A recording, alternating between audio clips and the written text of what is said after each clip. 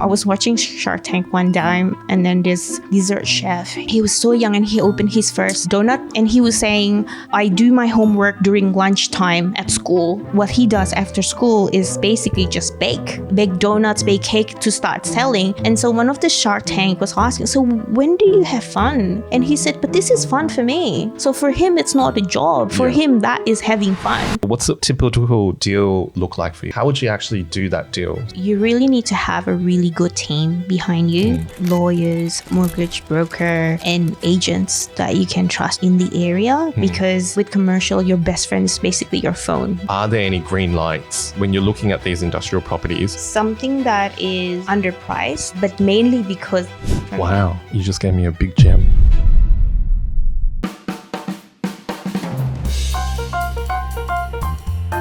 The information provided in this podcast is for general purposes only and should not be considered personal advice. Always consult with qualified professionals or experts in the relevant field for personalized advice tailored to your specific situation. Thank you so much for joining us in this episode of Catching Up with Property. In this episode, we're very, very fortunate. We have Sovy. Sovy is going to share with us her journey from being busy mum to lifestyle mum, and through the vehicle of industrial property. So stay tuned, lean in, listen in for these gems they're about to hit. Let's begin. Welcome, Sovy. Thank you so much for joining us. Hi, Scott. Hi. Hello. I wanted to play a game called Rapid Fire. So you pick one or the other and tell us why. Okay. Yeah? Let's go. So first one, would you choose uplift or cash flow? Ooh, I want both, but cash flow in commercial, because you can have both at the same time. Oh, I'm going to ask you to spill the beans. And so why? Why? Because with commercial property and the cash flow that comes with it, normally if you set it up properly, you can build it in that every year you'll have an auto increase of say 3% or 4% fixed increase, or based on CPI index. Oh, beautiful. And so the value of commercial property goes up along with the increase in rent automatically. So when you have an increase in cash flow, not only that you have this beautiful cash flow coming in every month or every year, you get that automatic uplift as well. Oh. Yeah. So it's very different to resi, where everything is based on what's going on in the market. So I like both. So that's why I'm going for the... That is very sexy. I do like it. Next one, industrial real estate or retail premises?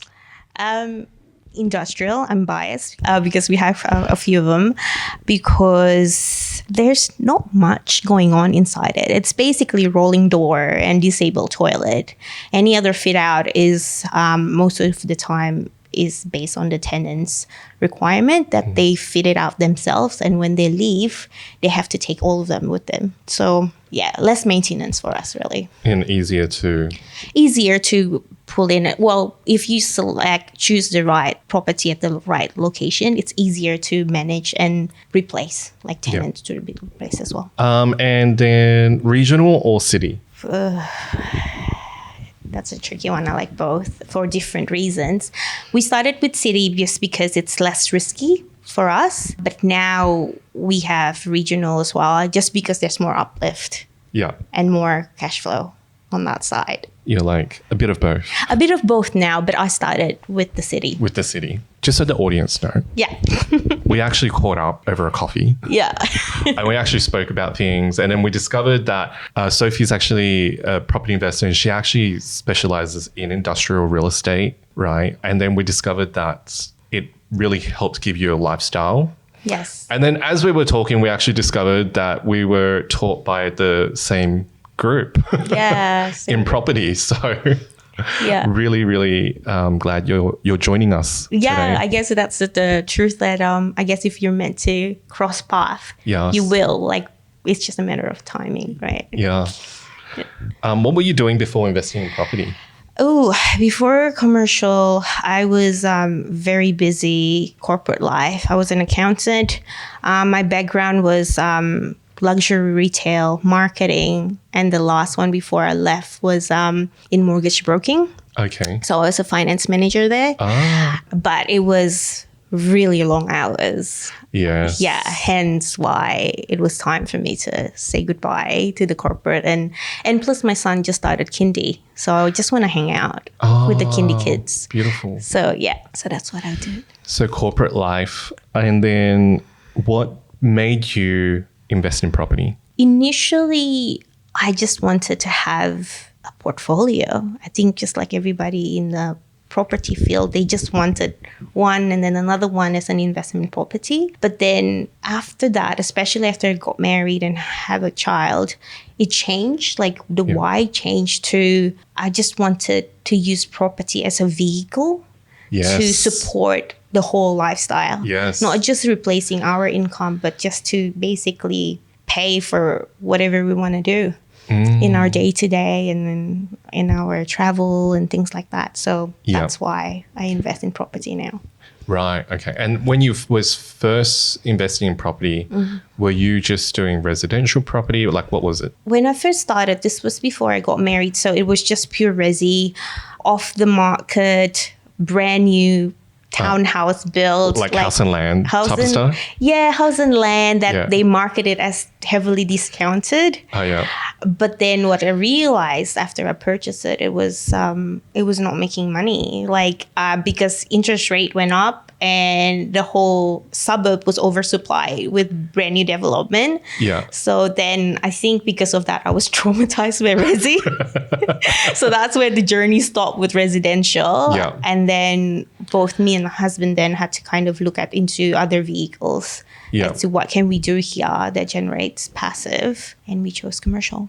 Oh, wow. Okay. I think we've answered this already, but is there a type of property you invest in now? Now is commercial, predominantly industrial. That's where we are focusing on. That's where we are, I guess, because of the simplicity, because I think it's just less headache for us. It might not be for someone else who's very much have like a big residential experience. Yeah. But for us, it's just simple. Yeah, absolutely. When you were choosing from residential going into commercial, that you decided to, in commercial's pretty broad as well. Yeah. For the main market who don't do anything commercial, they think commercial's one thing, but then when you go into commercial, you realize there's lots of different types of commercial. Yeah. And you decided to niche down in industrial. Why did you choose industrial and not the others? I became like a really good student. Me and my husband, we would visit sites and we kind of explore all of the asset types for commercial, whether it's industrial and not just industrial. Even in industrial alone, there's like different types of industrial, like general heavy. And then do you want showroom with it? Do you want no showroom with it? Yeah. Do you want office with it or not? No offices with it as well. So even in the industrial spectrum, we have to kind of decide what type. And then of course there's the office buildings and the retail and the resi-commercial with the shops down the bottom and resi at the top. So we kind of explore all of them. And then we decided for our very first one, we were very comfortable with just industrial warehouse with a office at the top, because that's what a lot of businesses need. Especially on the location that we wanted. So it was actually a practice or an exercise for us. Yeah. As if we had like all the money in the world, if we can buy whatever we wanted, which one could we sleep at night with? Yeah, okay. Yeah. No headaches. No headaches. You're not worried. No. If the tenant decided to leave. You can easily get somebody new. Yes. Yeah. Beautiful. Yeah. And that's why you chose industrial. Correct. Yeah. Yeah. So ease of maintenance. Ease of maintenance. Yeah. The money works. Like it's, I think we worked it out. This is a crazy dream that we had at the beginning, that if we just buy, like, because my family, we're very conservative in our finances. It's that typical of just buy one, pay everything off, then you're all set for the future, right?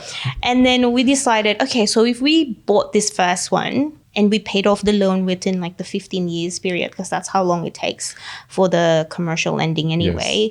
and we can pay it off in 10 years time, then that pure income with zero expenses, that's enough. Yeah. I guess that simple mathematics, I guess that was like the number one reason why we purchased it. Then we discovered a few years later that we didn't want to wait for 15 years, hence the second property and the third property. But the main reason why was that it was just simple calculation, simple way, easiest way to get it all back. Wow. Okay.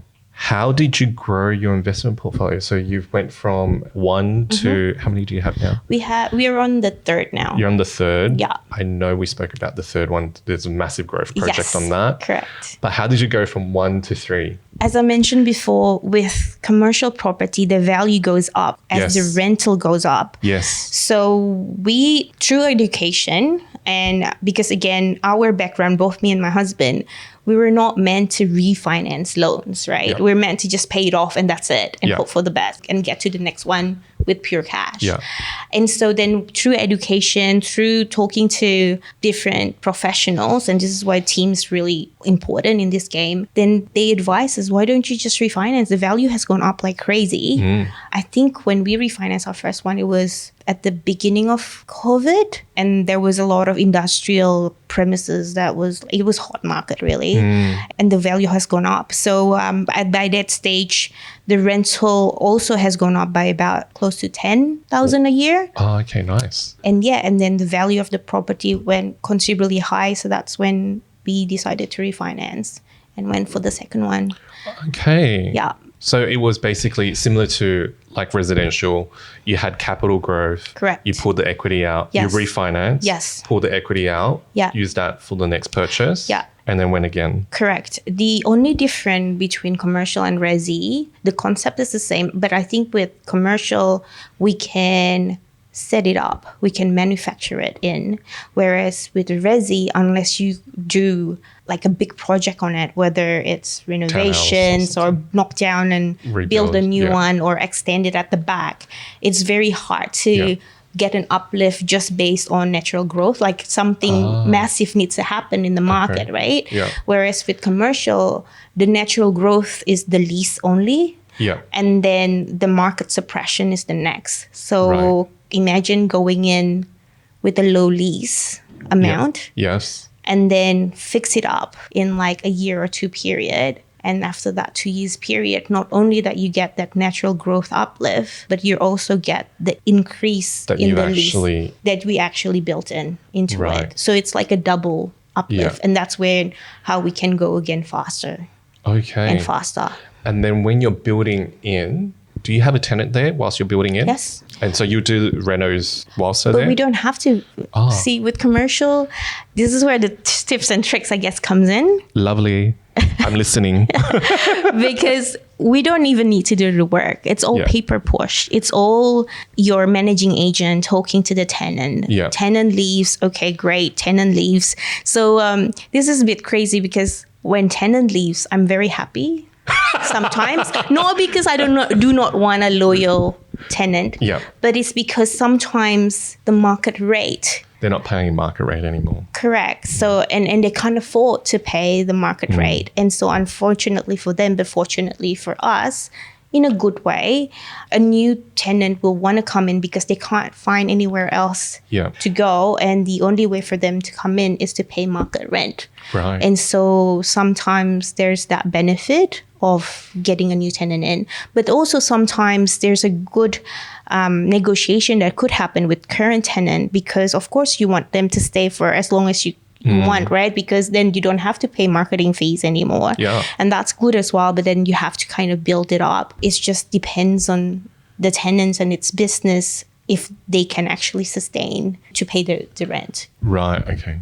The way I'm picturing this is when the tenant re-signs the lease, you're probably adding a condition in there. Is that right? Conditions always standard for us. I think one thing that I forgot to mention earlier, why I love commercial properties as well, is because all the leases are based on contract, and their contract tends to be longer. Yeah. So in resi, where you have 6 months and 12 months, and with commercial, you can build it in and say, look, minimum 2-3 years or 5 years. Yeah. So you have basically the confirmation that your tenant's going to be there and pay the rent based on what the agreed rate is Yeah. for the next 3 to 5 years. Plus whatever you're indexing it at. Correct. Yeah. And Which then could be more than CPI. correct. Well, I think it's a bit harsh to push more than CPI, especially when CPI was like around 7% at one point. So, you know, a lot You'll of be a bad landlady. well, I guess we can't be the bad one because that's what they sign up for. Yeah. Because most of the businesses, when they sign up to it, the CPI was only like 2-3%, which is less than what the fixed rate is. Right. And then the fixed rate is normally locked in between 3 to 5%, depending on the agreement. So then you put that in, but then also with commercial tenancy, most of the time they also pay for the outgoings, Yes. which means they pay for All the expenses. the cleanings and the maintenance of the property and making sure they're all good. So by the time they vacate the premises, it's all in the original condition. Yeah. We pay almost nothing to maintain our property. It. Unlike a residential property where, yes, you're receiving rent, but you're going to have to pay your council rates. Correct. You're going to have to pay a portion of the water. Yes. You're going to have to pay for the maintenance of that property. Yes. So one of my properties has persistent plumbing issues. So every year I know I get 2 plumbing bills just to flush it out. What you're saying is in commercial, you don't need to pay for those things. No, you can build it in, like even if your property is within a strata complex, for example, you can build it in that they also pay for the strata fees. Really? Yeah. You can build it in because if you imagine with stratas, we don't pay strata just for them to manage the complex, right? It's also there's the maintenance that comes with the complex. So it's basically them paying the service fees for the complex as well. Right. Don't get me wrong, like if there is like a major structure issues, like big plumbing problems and things like that, we do have to pay for it.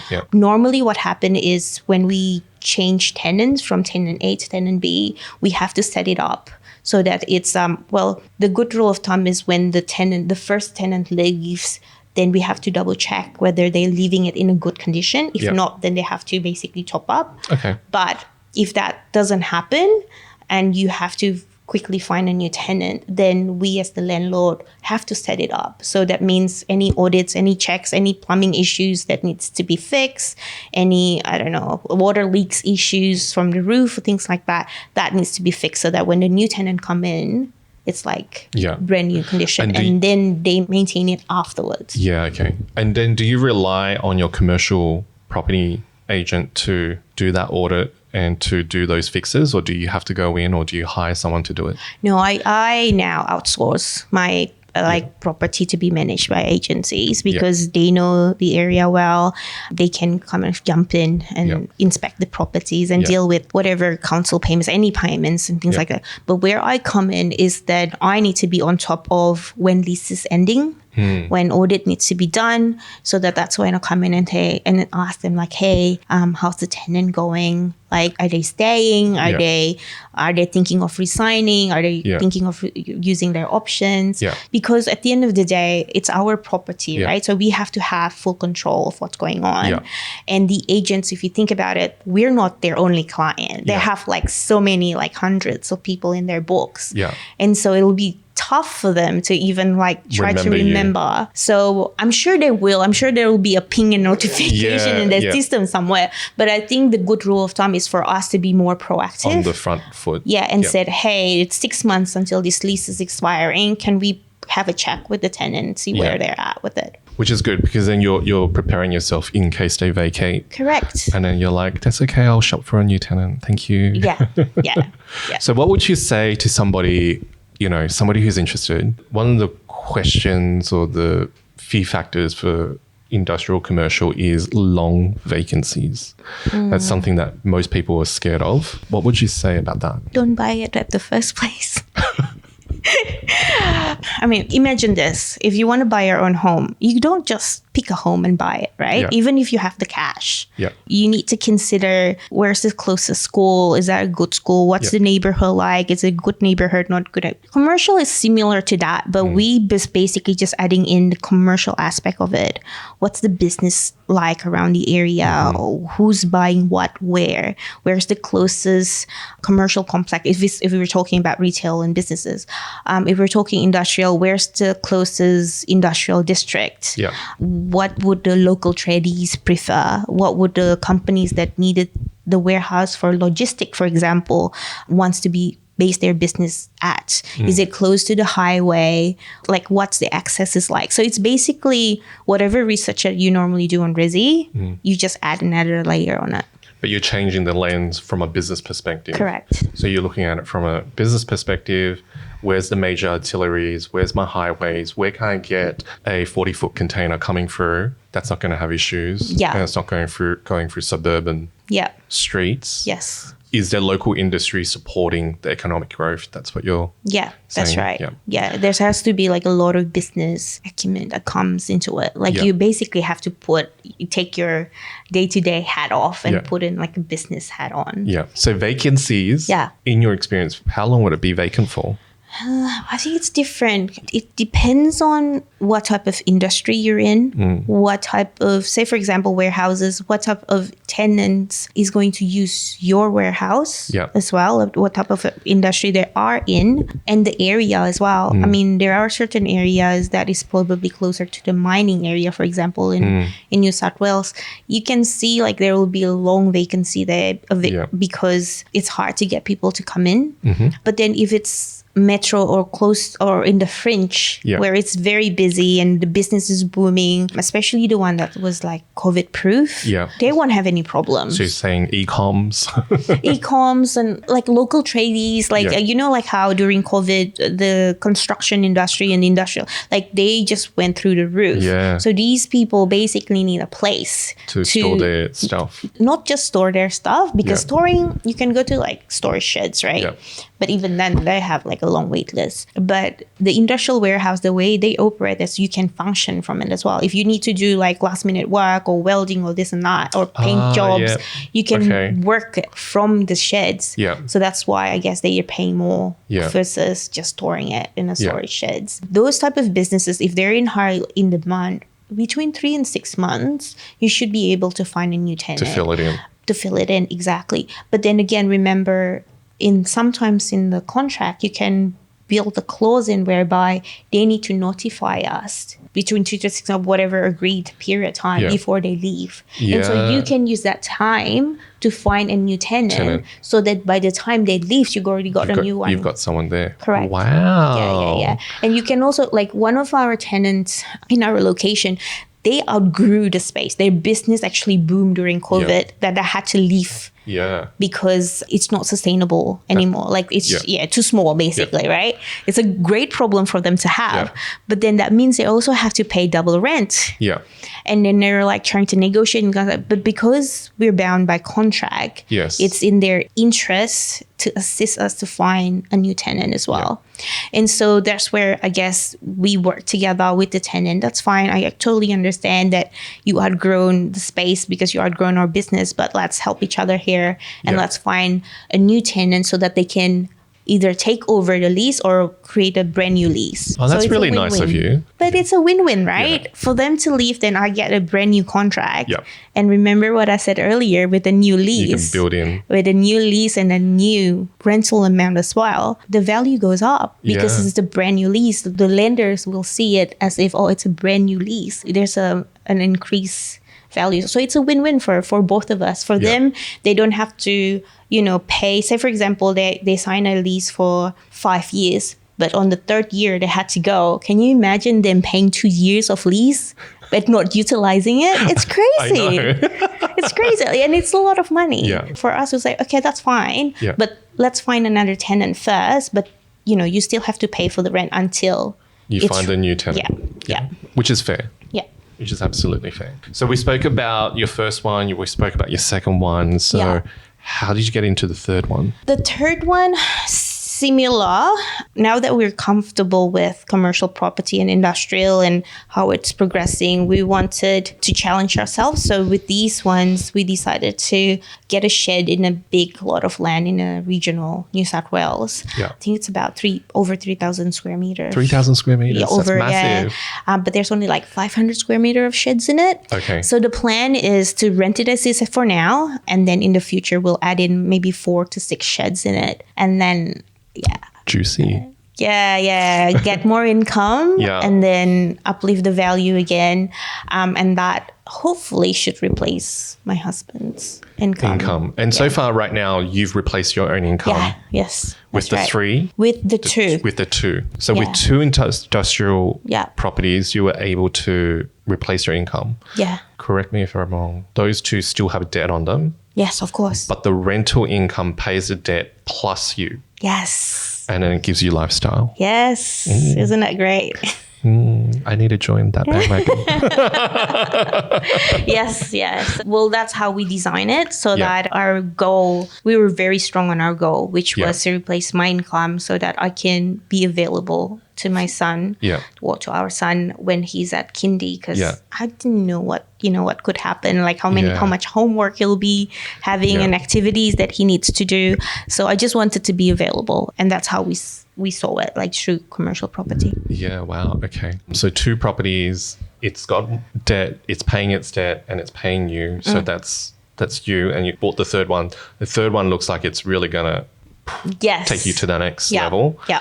And that's going to help your husband get out of his Yeah. work If he chooses to. if Yes. he chooses to. Yeah. So when you're looking at industrial properties, what are the deal breakers? Like, do you ever look at a property and go, no way will I touch that? Yeah, for sure. Even if it's something that's look too good to be true, I basically double down on due diligence on them, just because it doesn't mean like you're making profit. And again, and vice versa, just because the property is vacant and has no tenant for a long time doesn't mean that I will say no to it without investigating as to, is there anything else that we could do with the property, and buy in low and then exit high. So for me, a big no-no is the area.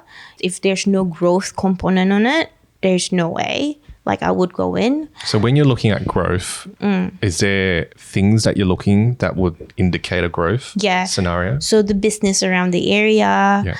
the infrastructure, especially like around the regional area. Yeah. What's the infrastructure is like, right? Is the government or the local council actually building and pumping in The local money? The local government pumping in money to expand, like what the potential of the town, things like that. Tenancy, like local businesses in the area, are they growing as well? What happened during COVID? Like how did they perform? Things like that. And the rates of the area, like if we purchase the property and get tenant in, is it sustainable? Can we actually still make money out of it?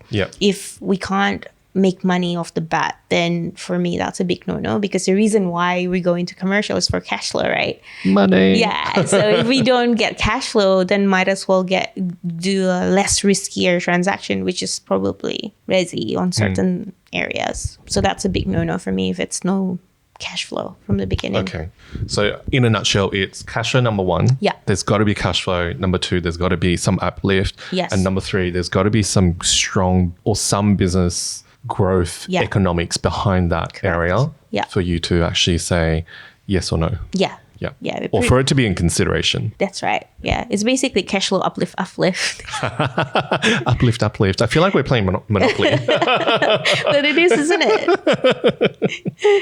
I guess you already answered that question. So my next question was, are there any green lights when you're looking at these industrial properties? Is there anything there that you go, OMG, that is a yes. That's a very, very hard yes. I'm definitely going to buy that one. For us, is something that is underpriced, of course, but mainly because the rental is low. Yeah. That's our thing. It might not be anyone's cup of tea. Yeah. Because once you understand the market, it's easier to go in. The green light for us is under market rent in a really good location. So that's the big key. Like it has to be in a really good location. If it's under market rent, but you don't know what's going on, then that's a no-no, right? Yeah. But if it's under market rent, but in a performing market that it might need a little bit of cosmetics or change of agents, whatever it might be, and can get a big uplift at the end of it, or not long after we purchase the property. Yeah. That's a big yes. Wow. I like that. You just gave me a big gem. I feel like they're just diamonds falling from the sky. It's cash, right? It's just like coins coming everywhere. Thank you, Sophie. When you're looking at a deal, what's a typical deal look like for you? I think we touched on it, but how would you actually do that deal? So deposit-wise, loan-wise, and then servicing wise, I guess. You really need to have a really good team behind you. Lawyers, solicitors, mortgage broker, and agents that you can trust on in the area. Because with commercial, your best friend is basically your phone. That's how you do research. You just call up as many people as you can. Yes. And town planners as well, because you need to make sure that the zoning and what type of businesses that can operate from that property as well needs to be taken into consideration. Yeah. And so the process is normally checking in with the broker to see how much can we actually borrow for this property and how much inlay do we need to put in, right? And that's the thing that sometimes stops people from going into commercial, because you need a larger deposit, but they're not taking into account the cash flow that comes in that commercial property generates versus resi. So we look into that. If that's ticked, then we kind of check the other things, which is the due diligence around the area as well. So town planners with the zoning, check in if the tenants are okay to operate from that premises. If not, then that it's part of our negotiation with the vendor, because we don't want to buy into the property an empty shop. And then the council said, I'm so sorry, this tenant can't be here, they need to go. But that's your income, right? And that's the reason why you purchased the property. So that's number 2. Number 3, compare with the market in the area. What's the the rentals like? Who's going to manage the property if you purchase the property as well? So that's kind of when you kind of build connection and relationships with the other agents in the area. It doesn't matter whether it's a sales agent or leasing agents and property managers as well, because there will be a point maybe down the track that you would want to sell it. There will be a point in the future where you need to lease the space again and have a property manager to manage the property as well. So it's a kind of like a good due diligence and relationship builder from the start. Yeah. Preload everything at the beginning, and once you've done all that, then you can make a decision whether you can get it or not. Okay, so recap, there was a lot in there. Definitely know what your borrowing ability is. That's the first thing, because you'll need to know what your deposit component is. Yes. And typically in industrial or commercial, you need a high deposit. Yeah. That's what you're saying. You don't have to be on the ground, but definitely be on the phone. Yes. With local agents to understand the potential. The market, the area. The upgrowth, if there is any upgrowth, and understand whether that tenant is supposed to be there or not. Yeah. And also talk to tenant. Like, don't be scared to talk to the tenant and ask them, like, how is it going? How's your business going? I'm thinking of buying. Are they happy with the property? They will tell you, especially if they know that you're going to buy. Yeah. Right? So they're kind of, condition you to, like, if you buy this property, this is what's going on with the property. You need to fix this, fix this. There's a leaking roof. Exactly. My stock is getting damaged. Yeah, because they want to take that as an opportunity to, like, finally, I can have a fresh start. Yeah. But then obviously you then as a potential new owner will have to all the problems. Yeah, you have to then reconsider whether is this still a good investment to purchase or not. So Wow. Okay. And then you did touch on zoning before. Yeah. I know it's not here in the questions, but I do want to touch on types of zoning for commercial premises. So you're in industrial. Is there different types of industrial zoning? Yeah. What are they? Industrial alone, and this is vary from state to state, but generally there'll be like a light industrial, general industrial, and heavy industrial as well. And different state call it differently. As well, and their operation hours, the type of businesses that can go into them. There's certain zoning in certain council, especially the one that has mixed use and commercial core and zoning into it, that will allow you to have an industrial type of business or property, but you really have to check with the town planners and the council whether or not it's yes. Yeah. Okay. Yeah. What's the main difference between general industrial, light industrial, and heavy industrial? Again, it varies from council to council. Heavy industrial, most of the time, it's that where you can operate from it. It operates 24 hours as well, right, especially okay. when you have big trucks coming in and out with wash bay and stuff. Industrial, I think, different type of industrial. It just varies from council to council as to what you can and cannot do. But the main differences, I guess, one is for you to basically just to store items and operate your business from, but you can't manufacture. Okay, so like a warehouse. Yeah, so it's just a warehouse, logistics, picks and packs and things like that. Another type, you're allowed to make something. Like, so you can manufacturing, whether it's food businesses or non-food business, you can basically manufacture an item.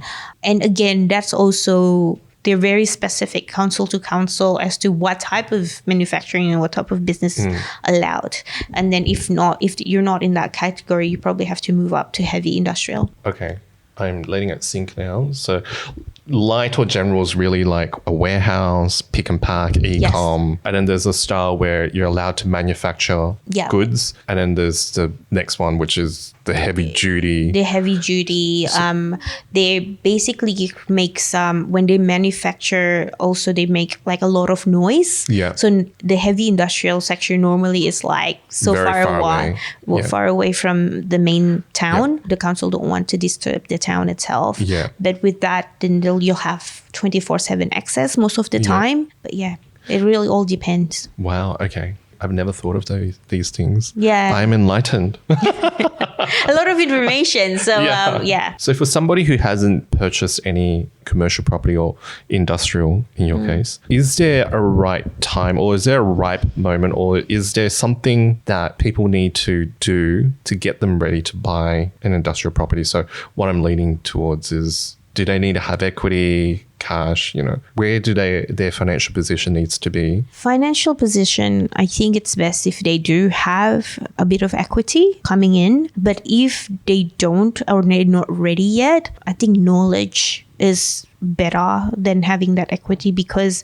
even if you have the equity available or cash available, if you know nothing about industrial, don't buy. Just don't, because you want to buy something that you can actually sleep at night. And once you buy something like industrial, it's not like you can buy it, you can sell it the next day. Like it's not that easy. But get yourself educated first, for me, and then while you're building your knowledge, equity as well. And so, but yes, you do need a little bit of equity before you get into it. In a typical deal, is it like 30-70, 60-40? LVI, are you saying? Yeah. It depends where. Metro, normally you can get between 70-80 LVR. Yeah. Regional, depends on how deep, how far you're going in. Yeah. But if it's between 50 to 65, I always use 65 as a cap.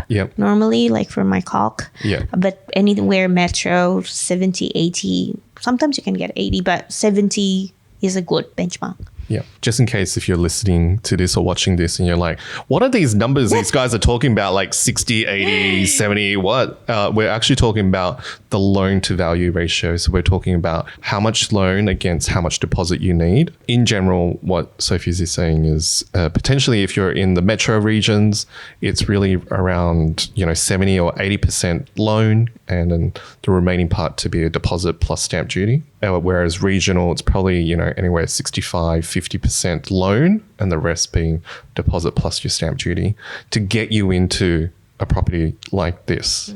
But I must say the 80 is very rare occasion. Yeah, I was going to say. That's like really rare. You need to have a really, really, really, really, really good banker or broker. And a really broker. And really good location. Yeah. That basically can support the 80. So let's just put 70 as a benchmark. And if you're basing it on Sophie's knowledge, it better have some uplift. Yes. So someone listening to this at home, and if they're saying, I don't have a deposit, it's too hard, what would you say to them? I think 3 things for me. So one, who is in your corner? Basically, who's your team? Who can actually help you go towards that goal? Fine, you don't have the finances right now, but let's just put that aside. Who do you go to get your knowledge from? Who do you go to ask questions about even as simple as loan, for example, maybe legal to you and things like that. So who's in your team? So build the right people around you first. And then second thing, fine, you don't have the cash now, but why are you doing this anyway? So second thing is why? Why do you want commercial property? You can go with resi, but why? Right? If it's cash flow, what do you need the cash flow for? Normally for me, if things gets a bit harder to achieve or challenging, if I go back to my why, it's just easier to achieve it. For me, I was that set locked in on hanging out with my son while he's in kindy. So for you guys might be different, right? Yeah. And then number 3, then, well, if you don't have the cash, then what else can you contribute? Is it knowledge? Is it experience? And if you don't have those 2 yet, while you're building your cash, is there something that you can do to build up their knowledge and experience? Yeah, good points. Yeah. I love going back to your reason why. You know, if you have a big enough why, you'd have big enough action. Yes. You know, if you don't have big enough why, then no action, because you don't really care, to be honest. Exactly. I think I was at the point where I was desperate to leave work. Yeah, let's talk about that. I remember this story. So you were really, really working long hours at the time. Yeah. How old was your son? He was in daycare. So I think the pin dropped when he was 2. Yeah. He was 2 and I just came back from maternity leave. Right? And so both of us work full time. And because this was before COVID, so we have to physically go to the office, right? Yes. This is like the old days. I guess picture this, waking up, I don't know, at 5 a.m. after only sleeping for 3-4 hours, being interrupted every hour. And then we got ready, had to drop him off at daycare 10 minutes before daycare opened. Oh my God. At 6:50 in the morning, right? And then you drop him off so that I could take the train to go to the office. And then once you're at the office, rush, went through everything, worked throughout lunch break and things like that. Had to leave at 4:30 so that I could pick him up by 5. Take him home so that we can have dinner together. Yeah. And then after dinner, put him to bed, cook dinner for the next day, and then went back to work. Open laptop And all that. And then obviously then I work until probably midnight. When it's time to go to sleep, then that's when my son will be waking up every hour, because it was the toddler's age. They would wake up every hour or 2. Yeah. And then rinse and repeat day in, day out. And so that was tough. There was no family time, because even if there was a family time, it was because we were in the same room, but the 3 of us were just tired. Yeah. Like me and my husband were just exhausted. I think zonked out. Yeah. Toddlers being toddlers, they're there playing with us. But when we were tired, it's like meaningless play. Yeah. When you just want to give all your heart to the little kid. And then I think there was a point where I remember I was so tired and my son was just being a cheeky little boy, right? And then I just, out of nowhere, just went, snapped. And I could see his face just change. And I'm like, okay, this stops. Yeah. It's not his fault that I was tired. Yeah. Well, accidentally waking me up every hour, but that's his body doing natural thing. But it's not his fault that I had to work that hard. Yes. Right? And so something had to change. And then I remember that that's how both of our parents operated, work really hard, because they had, so many kids. I have 3 sisters. My husband had 2 siblings. I don't know how our parents did it when we only had 1 child. Yeah. So it's like, oh my God. But yeah, so then that basically when the pin drops and said, enough is enough. It's too much. We're not going to pass on this type of legacy to our kid, because if this is how we operate, I'm pretty sure that's how he's going to operate. Also how he's learning. Correct. Yeah. And pass it on to his family in the future.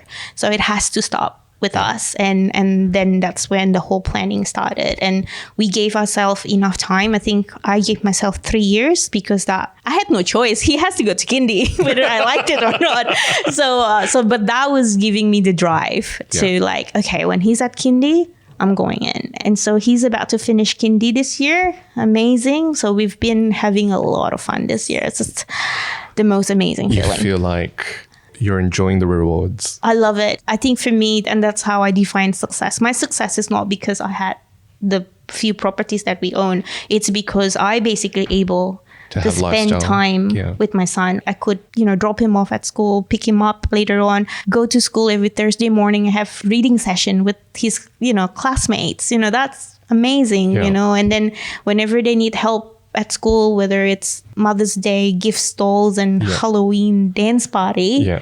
You I'm can there. participate. Exactly. Yeah. And that's by choice. Yeah. That's your reason why.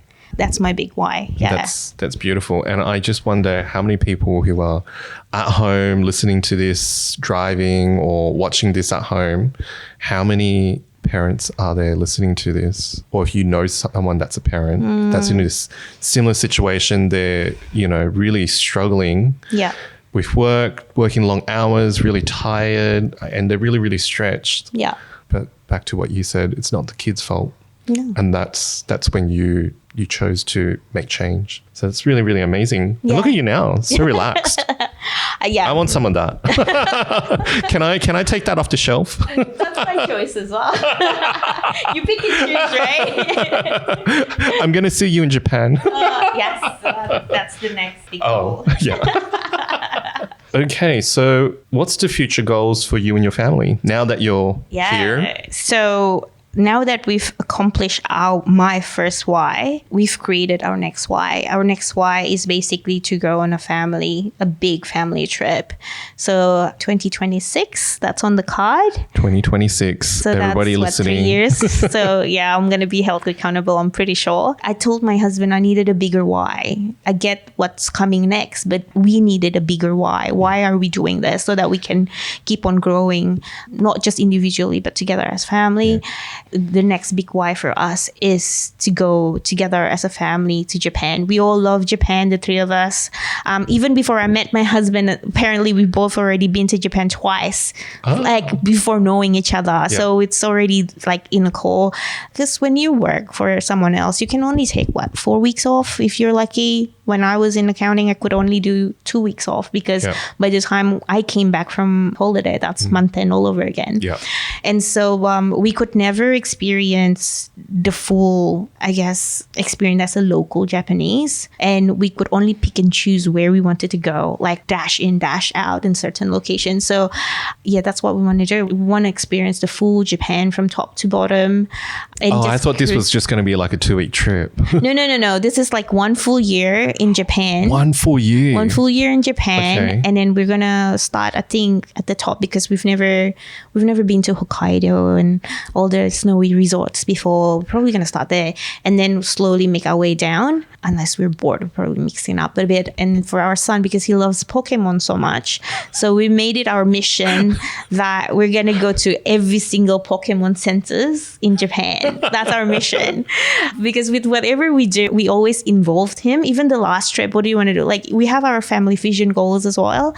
Like, and then he's has to be part of it. I love that. Family vision goals. Yeah. I have individual ones as to what I want. Yeah. But I made sure that my family contributed to our family vision goal. So last, I think a few years ago when we built it, he put Super Mario, like Mario Nintendo World. Yes. Yeah. And then it's there. So every time someone look at it, was like, what's Mario doing? So I have all the finances and all that stuff over here. And then suddenly like Mario is like sliding in on the right side. It's like, yeah, because he needs to be part of it, right? Yeah. And so now whenever we're doing something that is not, in line with what he's picturing, we're like, remember 2026, that's what we're working towards. And it's like, it's just like what do you call it? It's a trigger. It's a trigger that this is why we're doing Keeps what we're you doing. on track. That's right. Yeah. That's right. And that's what us as a family doing at the moment. Beautiful. Yeah. I love that. Yeah. 2026, Japan. Oh, I'll make sure we're there. Yeah. If you're not there, I'm going to go over there and go, ring, ring. Sophie, I'm here. Well, I'm pretty sure there will be a period where we'll be bored there, because I remember the last time we were there, by the second week, we were eating like Italian and Chinese food in Japan because we were just so over Japanese food like in that moment. And then also I won't be surprised if we're homesick. Yeah. And so we'll probably live there for a year, but then I won't be surprised if we're going Traveling. to go on holiday back to Yes. Australia for a week or two just to visit our family or meet them somewhere like in other countries. Yeah, the good thing about Japan is it's such a central location. Yeah. Like a lot of flights transit through. Yeah. You could go to Hawaii. Yeah, we'll see.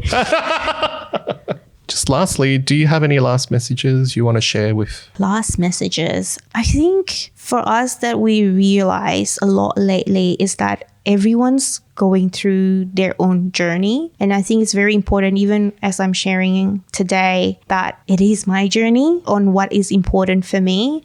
And so use it as inspiration, so to speak, but don't think that you need to do it this way. And find out your why, like our why. I know we talk heavily about it, but find out why you're actually doing it and then build your goal and live the life that you actually want. I think it's nothing wrong with having fun. Like, I mean, when I look at properties, when Kia was 2 and 3, we made sure that we go to every single playground in the regional area. Like, that's how fun, like that's how the family is involved. It might be not the same on your case, but what can you do to make it fun as well? Yeah, wow. So it's not a chore, because the last thing you want to do is escape the job to go into another job, right? Like, it's a big task on its own, but you don't, like, there's a reason why we want to quit our job. 100%. Don't find another job. Yeah. Unless you really, really love it so much that for you, it's not a job. Yeah. Like, that's is fun. You know, I remember like I was watching Shark Tank one time, and then this dessert chef, I can't remember his name, but he was on the dessert Master Chef recently. He was so young, and he opened his first donut. He's very young. Like, he was in basically high school when he went to Shark Tank Australia. Oh, wow. And he was saying, I do my homework during lunchtime at school. What he does after school is basically just bake donuts, bake cake to start selling. And so one of the Shark Tank was asking, so when do you have fun? And he said, but this is fun for me. I love making donuts. I love, selling them at the store. So for him, it's not a job. For him, that is having fun. Yeah. If you're in that profession that you love, go for it. But for me, my fun is different. My fun is hanging out with my son, playing Battleship, Monopoly, and all that. So I don't want to play Monopoly with you. I feel like you're going to win. Like in our household, like parents, we don't let our kids win. Like we're really competitive. So it's okay to make our son cry every now and again. But that's fun for us. And so that's why we need a business or an income that could sustain our choice of fun. Whereas for someone else, it might be different. So just find your own thing. It's okay. Get inspiration from other. I get inspiration from other people that is investing in resi and development and commercial all around. But at the end of the day, we always remember that we're doing for us, for our family. So that's more important. I love that. That's so beautiful. So just remember that you're on your own journey. Use this as inspiration, but not as a comparison. I think comparing can be quite, there's two sides of it. Yes, a bit toxic. Yeah, it can be good, but it can bring you to a rabbit hole. And have fun. Have fun along the journey. I love how you say that, because when I was buying property in the country, Upper Hunter, because it was Upper Hunter, we always stop at the vineyards. Had a few. Anyway, the owners knew us. We had a favorite. So just lastly, if people want to connect with you, where can they connect with you? LinkedIn is probably the quickest, to be honest. Just find me there, Sovy Lie. If not, email me. Our business is called Series. That's just a combined name of me and my husband. Yeah. That's what it is. Yeah. And email us, message, and then we can have a chat. Awesome. Thank you so much, Sophie. Well, thank you for having me. No, thank you for sharing your story. There was a lot of gems in that, and it probably went a little bit longer than I expected, because it's a topic that I'm also touching on right now. So I'm learning as I'm doing this podcast. Thank you so much for watching this episode of Catching Up with Property. We're very fortunate to have Sophie here, learning about her life and how she transitioned into lifestyle mum. From stressed out mum to lifestyle mum. Stay tuned and watch the next episode. Bye.